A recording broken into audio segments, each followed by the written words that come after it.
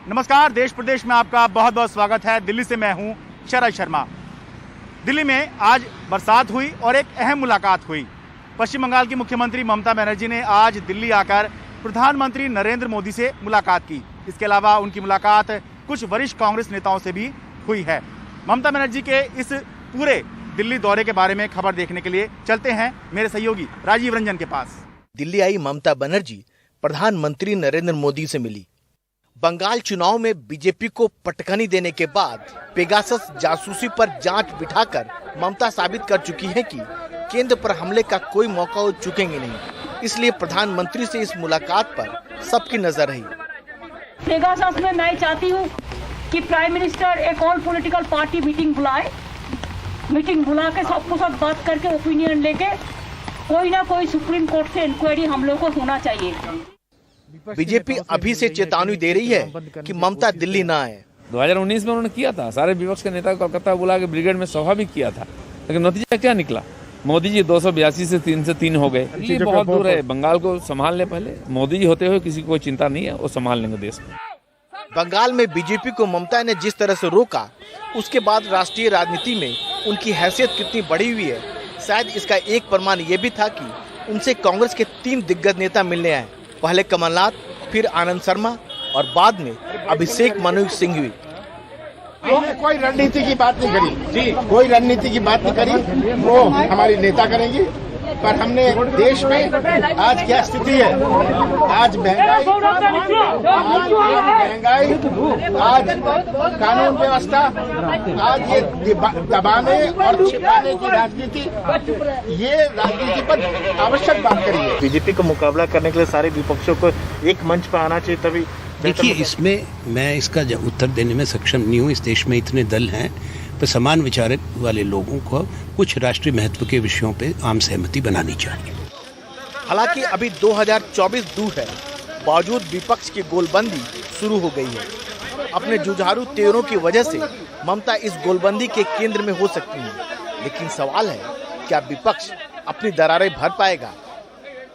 बंगाल में जीत के बाद ममता की तैयारी अब दिल्ली फतह की है।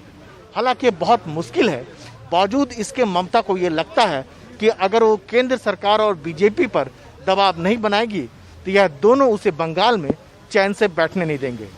नई दिल्ली में कैमरामैन सुदीश और अशोक महाले के साथ राजीव रंजन, एनडीटीवी इंडिया। जातिगत जनगणना के मुद्दे पर भाजपा के इंकार के बाद बिहार के मुख्यमंत्री नीतीश कुमार ने मंगलवार को उस समय राहत की सांस ली जब विपक्ष के नेता तेजस्वी यादव ने बिहार विधानसभा में इस विषय पर प्रधानमंत्री से मिलने के लिए उनके नेतृत्व में एक प्रतिनिधिमंडल भेजने का आग्रह किया। इस मुद्दे पर भाजपा को छोड़कर बिहार के सभी दल नीतीश के समर्थन में खड़े हैं। लोकसभा में केंद्रीय गृह राज्य मंत्री नित्यानंद राय ने जातिगत आधार पर जनगणना कराने से इनकार क्या किया? बिहार में इस मुद्दे पर बयानबाजी तेज हो गई। सबसे पहले मुख्यमंत्री नीतीश कुमार ने जातिगत जनगणना के लाभ गिनाए। एक बार जरूर होना चाहिए कास्ट बेस्ड सेंसस, ताकि मालूम हो जाए और जो गरीब गुरबा तबके के लोग हैं, SC ST के अलावे बाकी जो लोग हैं, उनको भी इसका लाभ मिलेगा और पता चल जाएगा कि सही मायने में इनकी संख्या कितनी है। और जब संख्या का पता चलेगा तो आप उनके उद्धार के लिए भी, उनको विकसित करने के लिए काम करेंगे। तो मैं तो पुनः अनुरोध करूंगा, देश में चाहे रूठे VIP के मुकेश साहनी हो या विपक्ष के तेजस्वी यादव, दोनों खुलकर नीतीश के समर्थन में आ गए। हम ये सुझाव देना चाहते हैं कि लिखित में अब तो केंद्र सरकार ने मना कर दिया, मुख्यमंत्री जी के नेतृत्व में ही भले एक विधानसभा की कमेटी जाकर के प्रधानमंत्री से समय लेकर के जाकर के मिले और जातीय जनगणना कराए। जिस देश में खास करके पशु का अगर जनगणना हो और भी किस नस्ल का है, वो साहिवाल है या बछौर है, जब ऐसे प्रदेश में जब ये सारी चीज का जनगणना हो रहा है तो क्यों नहीं इंसान का भी होना चाहिए। और हम पहले भी न सिर्फ यहाँ से प्रस्ताव गया है, हमने बातचीत भी की थी। हालांकि नीतीश की ये बात उनके साथ सत्ता में सहयोगी भाजपा को रास नहीं आती। उसका मानना है जातिगत आधार पर जब तक राजनीति होती रहेगी, सत्ता में अपने बलबूते आने का उसका सपना पूरा नहीं होगा। जातीय जनगणना वालों से मैं एक सवाल करता हूं कि संविधान में तो रिजर्वेशन है, आर्थिक रूप से पिछड़े, सामाजिक रूप से पिछड़े और फिर धार्मिक रूप से पिछड़े को दे दिया गया है, उनको उन पर लड़ना चाहिए। जातिगत जनगणना के मुद्दे पर भाजपा छोड़कर सभी दलों का राजनीतिक समर्थन प्राप्त करने के बाद अब नीतीश कुमार के पास इस मुद्दे पर दो ही विकल्प बचा है। एक, वो एक बार फिर केंद्र के दरवाजे पर सभी दलों के साथ दरवाजा खटखटाए और अपनी मांग मनवाने के लिए पर्याप्त राजनीतिक दबाव डाले, और दूसरा, पटना विश्वविद्यालय को केंद्रीय विश्वविद्यालय का दर्जा दिलाने की मांग की तरह इस मुद्दे पर भी मांग की औपचारिकता के बाद अपनी कुर्सी बचाने के लिए एक बार फिर मौन धारण कर ले। पटना से कैमरामैन हबीब अली के साथ मनीष कुमार, एनडीटीवी इंडिया के लिए। यूपी के बागपत में एक कोविड वैक्सीनेशन सेंटर पर पुलिस से मारपीट के बाद एक 22 साल के युवक ने फांसी लगाकर आत्महत्या कर ली। इस मामले में 4 पुलिस वालों पर खुदकुशी के लिए उकसाने के आरोप में एफआईआर दर्ज हो गई है, जबकि 10 पुलिस वालों को लाइन हाजिर कर दिया गया है। बागपत के रिछाड़ गांव में 22 साल का अक्षय प्राइमरी स्कूल पर टीका लगवाने गया था। अंदर जाने को लेकर पुलिस के साथ उसका झगड़ा हो गया। अक्षय के परिवार का आरोप है कि उसके फौरन बाद बड़ी तादाद में पुलिस ने उसके घर पर दबिश देकर तोड़फोड़ की और महिलाओं को हिरासत में ले लिया। इस बेइज्जती के बाद अक्षय ने एक पेड़ पर लटककर फांसी लगा ली। पुलिस ने आके क्या क्या किया यहाँ करीबन 40-50 सिपाही घर आ गए। घर आकर तोड़फोड़ जो रास्ते में मिला उसकी पिटाई और पशुओं की पिटाई, घर जो सामान था सब तोड़फोड़। ट्रैक्टर ले गए, ट्रैक्टर में तोड़फोड़, हाँ, औरतों की पिटाई। मतलब ऐसा व्यवहार किया, ऐसे आतंकवादी के साथ व्यवहार नहीं होता ऐसा। एसपी साहब ने आश्वासन दिया है और यदि वो अपने आश्वासन पर खरे उतरते हैं तो फिर ठीक है, नहीं तो फिर अगला कदम एक जो लोकतांत्रिक प्रक्रिया है, आंदोलन किया जाएगा। जनपद बागपत के थाना बिनौली के ग्राम रछाड़ में कल एक युवक जिसका नाम अक्षय था, उसने आत्महत्या कर ली थी।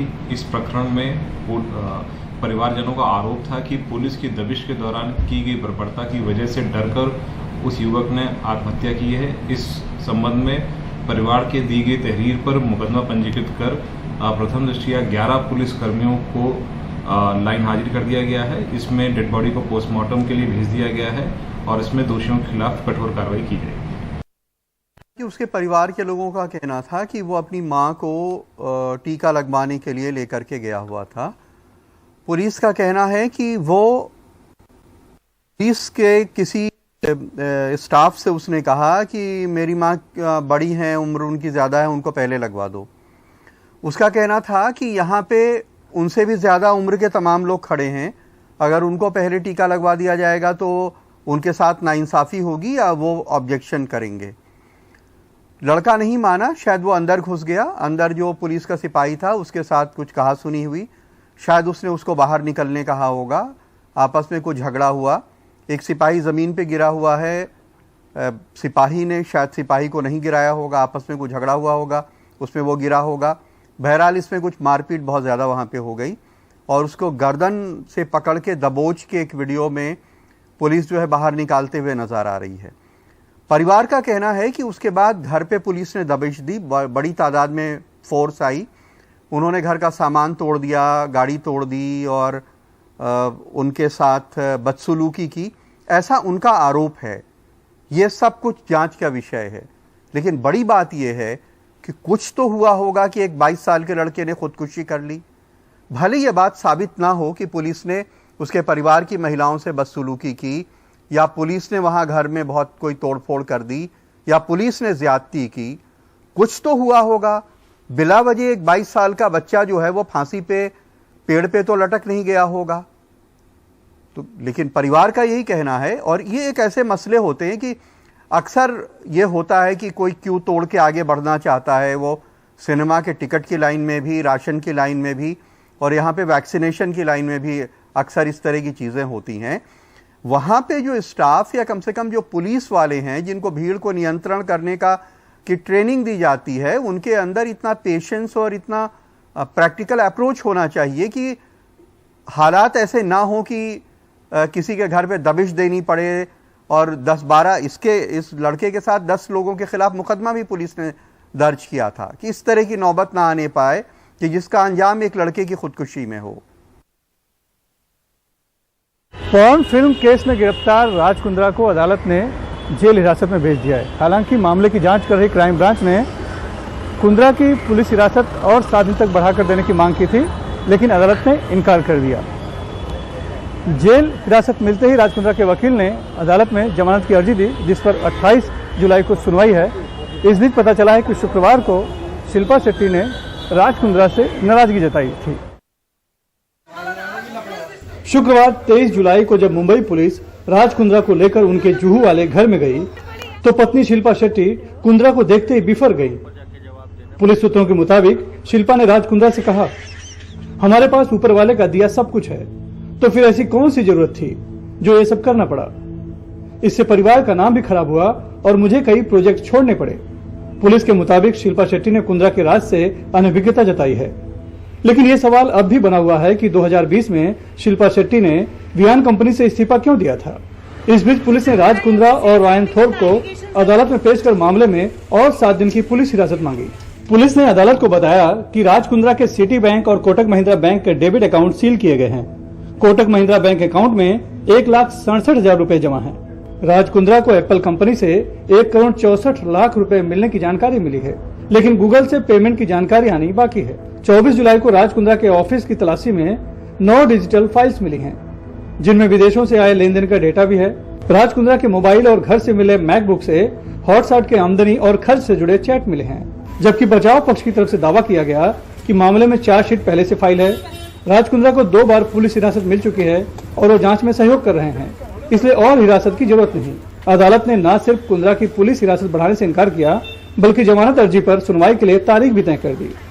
वो काफी समय से हिरासत में है। उन्होंने अपनी तरफ से पूरा सहयोग दिया है। जांच चल रही है, चार्जशीट पहले से ही फाइल हो चुकी है, तो उनको हिरासत में रखने की कोई जरूरत नहीं है। पुलिस के मुताबिक अभी तक वांछित आरोपियों में यश ठाकुर उर्फ अरविंद श्रीवास्तव और प्रदीप बख्शी का नाम है, लेकिन उसके रडार पर और भी कई लोग हैं। पुलिस ने शिल्पा शेट्टी को क्लीन चिट देने से भी इनकार किया है और साथ ही पुलिस इस बात की भी जांच कर रही है कि कहीं राज कुंद्रा अपने बचाव के लिए अपने रिश्तेदार प्रदीप बख्शी के नाम का इस्तेमाल तो नहीं कर रहे। मुंबई से कैमरामैन अशोक महाड़ी के साथ सुनील सिंह, NDTV इंडिया के लिए। दिल्ली के करोल बाग में मौजूद गफार मार्केट को खाली कराने का क्यों दिया गया है आदेश, पूरी खबर देखेंगे ब्रेक के बाद।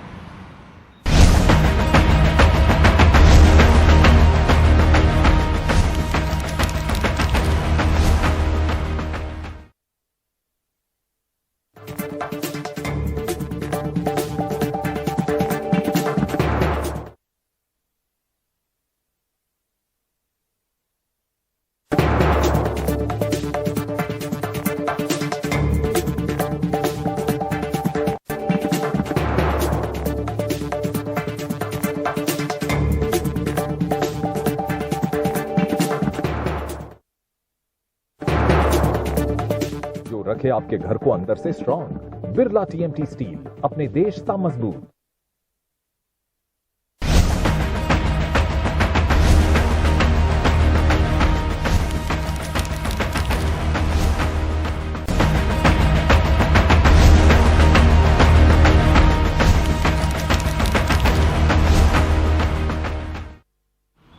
कर्नाटक में नया मुख्यमंत्री चुनने के लिए राज्य के बीजेपी विधायकों की बैठक हो रही है।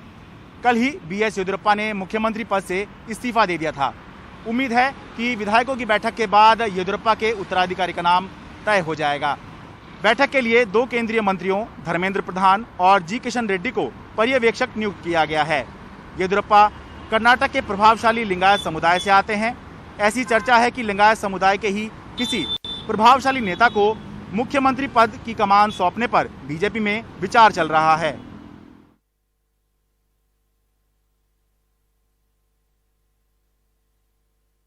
दिल्ली में देश का सबसे बड़ा मोबाइल फोन मार्केट है करोल बाग का गफार मार्केट। इसका एक अहम हिस्सा है MCD मार्केट। उत्तरी दिल्ली नगर निगम ने इस मार्केट को जर्जर बताकर खाली करने के आदेश दे दिए हैं, जिससे व्यापारी बहुत परेशान हैं।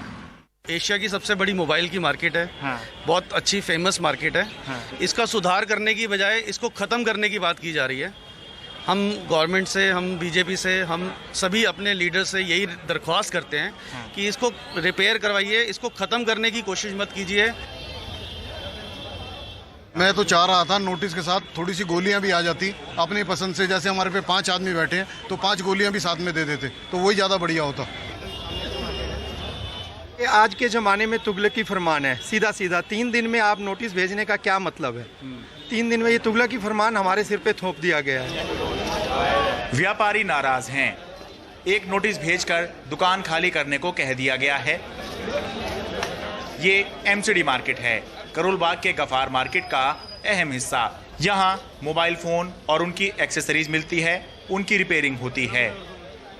1977 में बने इस मार्केट को नगर निगम ने 99 साल की लीज पर दिया था, लेकिन अब उत्तरी दिल्ली नगर निगम ने IIT रुड़की की रिपोर्ट का हवाला देकर कहा है कि इमारत जर्जर हो गई है, कभी भी गिर सकती है, इसलिए व्यापारी दुकानें तुरंत खाली कर दें।